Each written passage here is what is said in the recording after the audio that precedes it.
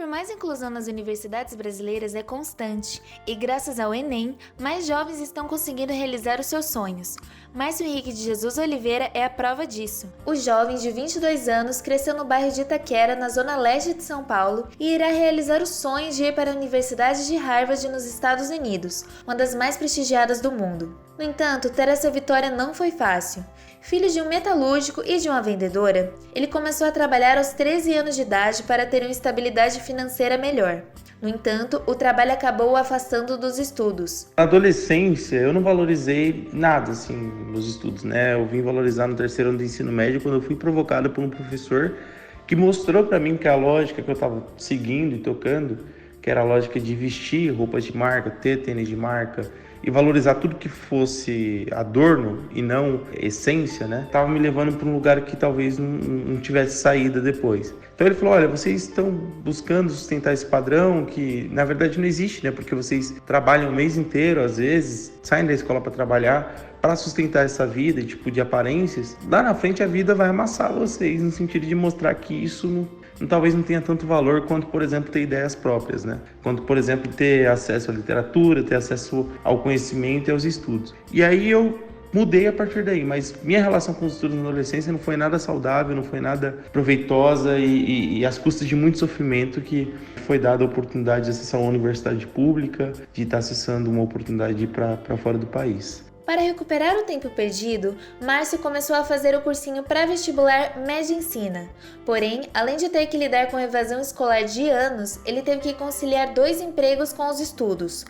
O jovem chegou a não ter dinheiro para comida e nem para passagem de ônibus, mas um professor, chamado Marcos Agrella, acreditou no seu potencial e mudou a sua vida. Foi importantíssimo ter conhecido o Marcos Agrella, porque no Medicina ele foi das pessoas que mais me ajudou.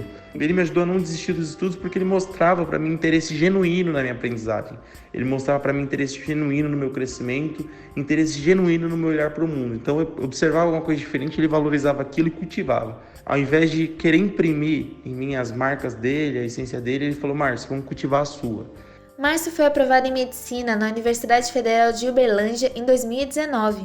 Durante uma aula no 2º semestre, ele ficou sabendo do programa Pesquisando em Boston, iniciativa promovida pela USP que leva todos os anos de 12 a 15 alunos para Harvard, e por conta da sua história, ele conquistou a vaga. No entanto, por não ter condições financeiras de bancar a viagem, ele organizou uma vaquinha online e conseguiu mais de R$85 mil em doações. Ele viaja em janeiro e o seu sonho é ir cada vez mais longe. Trazer jovens da periferia para a universidade é tentar transformar a realidade brasileira.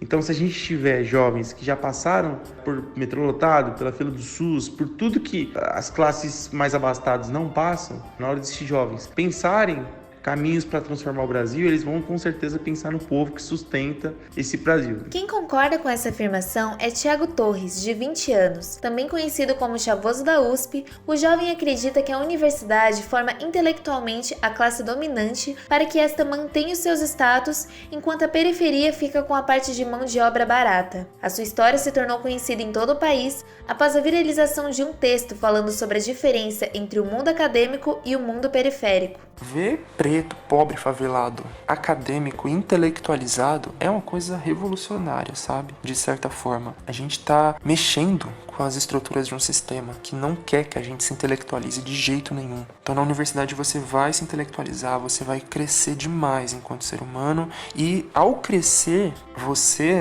uma pessoa da classe trabalhadora, crescendo intelectualmente, você pode ajudar a coletividade da sua classe. Filho de pais nordestinos, ele cresceu na Brasilândia, na zona norte de São Paulo.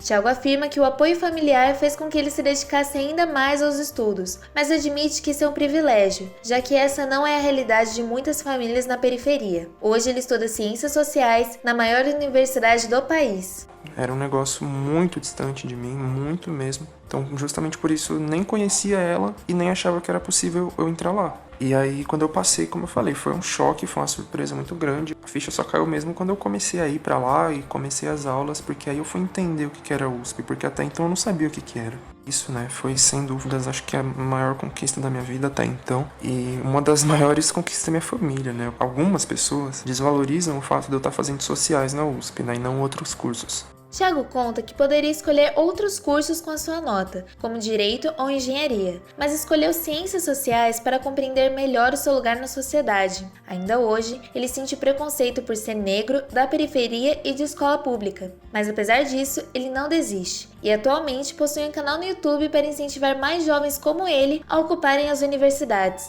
Eu não tinha autoestima, como eu falei, não acreditava que eu podia entrar na USP.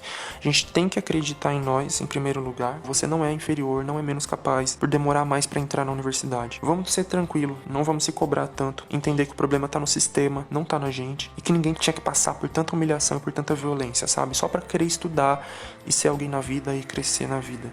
Essa reportagem foi produzida por Bianca Nagano e Isabela Alves, repórteres do Futuro Especial para a Rádio Brasil Atual.